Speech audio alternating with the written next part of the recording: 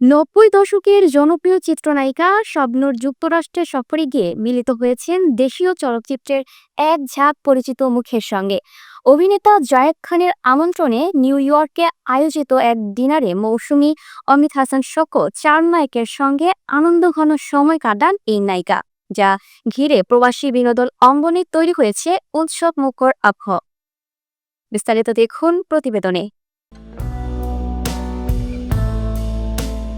নব্বই দশকের বাংলা সিনেমার জনপ্রিয় তারকা শাবনূর। তিনি বর্তমানে থাকেন অস্ট্রেলিয়ায়, তবে ছেলের ইচ্ছাতে যুক্তরাষ্ট্রে বেড়াতে গিয়ে তারার মেলা বসেছিল সেখানে।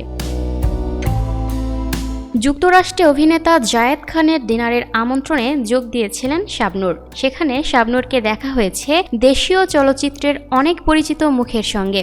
সমসাময়িক অভিনয় শিল্পীদের মধ্যে মৌসুমী, অমিত হাসান, কাজী মারুফদের সঙ্গে আড্ডা দিয়েছেন। শাবনূরকে দেখা গেল চার নায়কের সঙ্গে। দীর্ঘদিন পর বিদেশের মাটিতে সেই নায়কদের পেয়ে বেশ আনন্দমুখর সময় কাটালেন শাবনূর। চার নায়ক হলেন কাজী মারুফ, জায়েদ খান, মামনুন হাসান ইমন এবং আলেকজান্ডার বো। মূলত জায়েদ খানের আমন্ত্রণেই এসেছিলেন শাবনূর। এই বিষয়ে জায়েদ খান বলেন, শাবনূর আমাদের চলচ্চিত্র ইতিহাসের আইকন। তিনি নিউ ইয়র্কে এসেছেন, তাই তার সম্মানে আমি একটা ডিনারের আয়োজন করেছিলাম। সেখানে শাবনূর ছিলেন, তার হাতে আমি ফুল তুলে দিয়েছি। বলা যায় সম্মানিত করার চেষ্টা করেছি।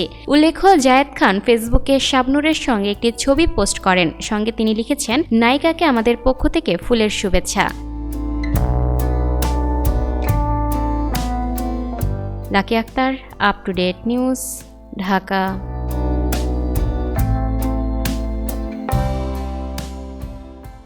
প্রিয় দর্শক, এই ছিল আপ টু ডেট নিউজের সর্বশেষ আপডেট। পরবর্তী আপডেট সবার আগে পেতে আপ টু ডেট নিউজের ফেসবুক পেজ এবং ইউটিউব চ্যানেলের সাথেই থাকো।